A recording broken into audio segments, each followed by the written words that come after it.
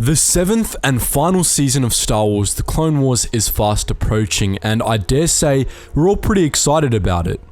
In recent weeks, a new trailer and a new poster have come out, giving us a sneak peek at what we're getting in late February and giving us all plenty of reasons to be hyped for the long-awaited series finale.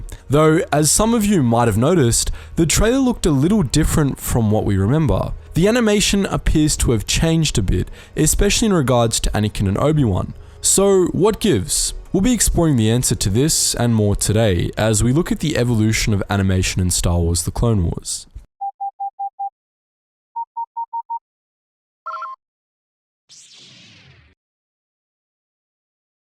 Presentation is always a crucial component of visual storytelling, and from the beginning, The Clone Wars made its presentation rather unique.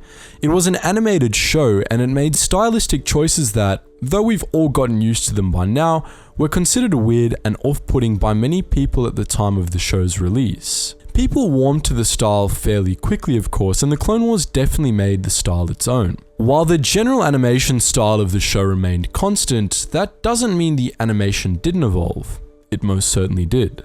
When you compare the animation of Season 1 to the animation of some of the later seasons, it almost looks unfinished, and it certainly comes off as inferior. This is just a product of the animators not quite having gotten the hang of the style yet, especially for the earlier episodes. If you take a look at Downfall of a Droid, the 6th episode of Season 1, which was actually the first episode produced for the show, this is particularly apparent. The animation looks overly glossy, for lack of a better phrase, and the lighting in some of the shots just doesn't look good at all. Consider the following clip if you don't quite remember what we're talking about.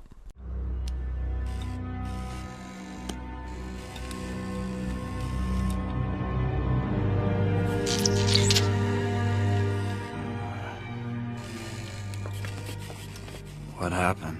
You owe Rexter your skin, Sky Guy. Just doing my job, sir. It was your plan that won the day. Grievous is AWOL, but his fleet of tinnies is nothing but spare parts. Good work, both of you. Where's R2?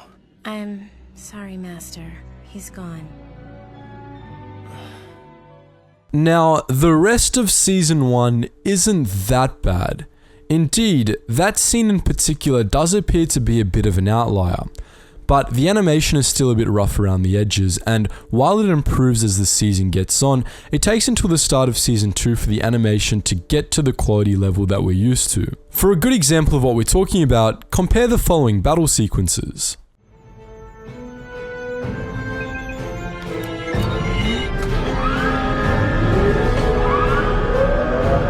Resolute command to Gold Leader. We are standing by. Enemy closing to Zone 6. Patience, Ahsoka. Zone 4. Zone 3. General, we have a clear shot at their cruisers. Good. Good. They're right on top of us. Should we commence firing? Wait. Concentrate fire on the closest Republic cruiser. Roger, roger.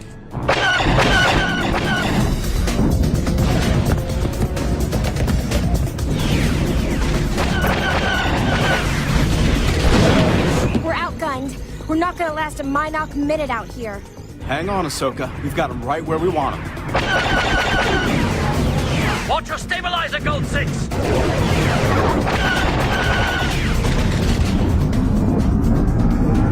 It's no good. Incoming's too heavy. Gold Squadron, take evasive action. Sir, yes, sir. Breaking off. No, R2. We're not retreating.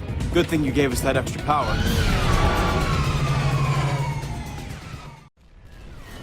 Warthog, protect the gunships. I will take out the fighters.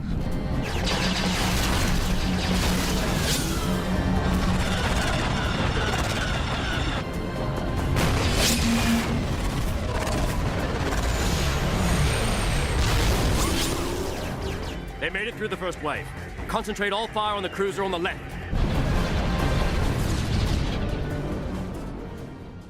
The differences are easy to spot here. The lighting is much better in the second clip. It's softer and smoother and much less white than in the first. In particular, the lighting on the bridge of the Star Destroyer is a lot better. Asset movements are much more realistic, and the assets themselves look a lot less smooth and bland in general. There's also a definite improvement in how the explosions are animated, something that we're actually going to come back to later. Once Season 2 hit, the animators pretty much had the style down, and further evolution came in the form of more individual feats. The landing at Point Rain, for example, was a major milestone in that it pushed the limits of how many animation assets were being used at once, especially with all the flak explosions in that scene. That limit was pushed again later in the season with the Battle of Malastare, which had a few shots with a colossal droid assault force, which further pushed the limits of the animation engine. The Umbara arc was another milestone in a variety of ways.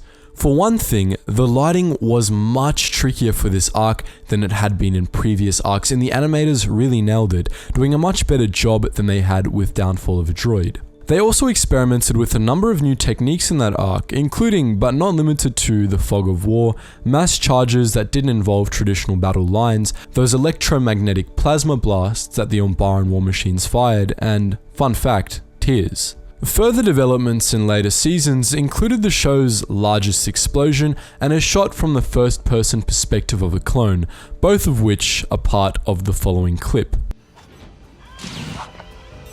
Once the detonation sequence has commenced, there is no stopping it.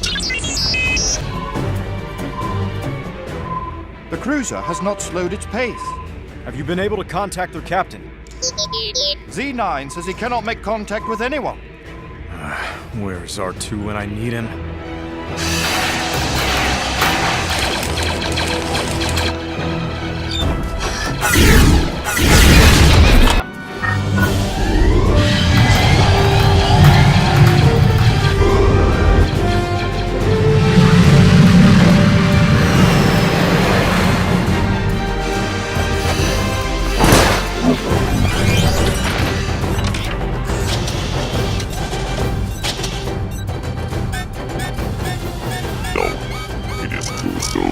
We are scanning a large amount of rhydonium on that ship. It's a bomb.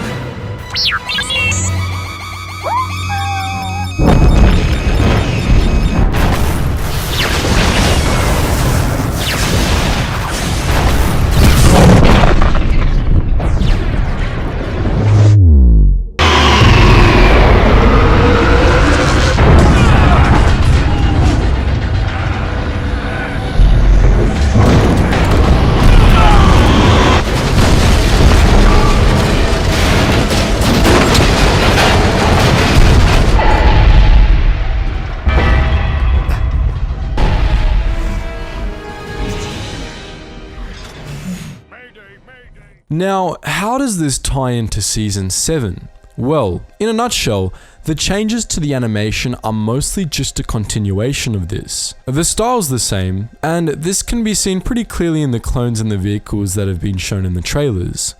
Their technique has been improved a bit, especially in the lighting department, probably because of the lessons learned from Rebels. The only thing that leaves is the characters, especially Anakin and Obi-Wan, who look quite a bit different from when we last saw them. But this isn't the first time that's the case. Some of you might not know this, but the original appearances of Anakin and Obi-Wan in the Clone Wars were actually based on how they appeared in the second season of the original Clone Wars micro-series, in which they wore battle armor together with their robes. It wasn't an exact copy of those appearances, but it's still very close. These appearances were used for the first 2 seasons of the show, as well as the first half of the third.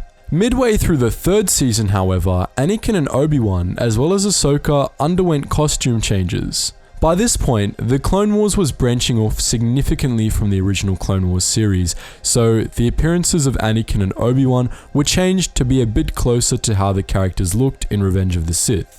Their faces, hairstyles, and all of that remained the same. All that changed was the costumes, as the 2 Jedi ditched most of their armor and began to show off more of their robes, which were now better detailed. These appearances were in use until the original end of the series, with the conclusion of Season 6. You probably knew at least most of this, but what you probably didn't know is that before the show was cancelled, the animators plan to revise their appearances again for the start of season 7, which back then was to be the second to last season of the show. This appearance change was to be much more drastic than the previous one, altering not just the costumes but the hairstyles as well, so as to update their appearances so as to make the ones presented in Revenge of the Sith. Anakin and Obi-Wan weren't the only characters to get this treatment either.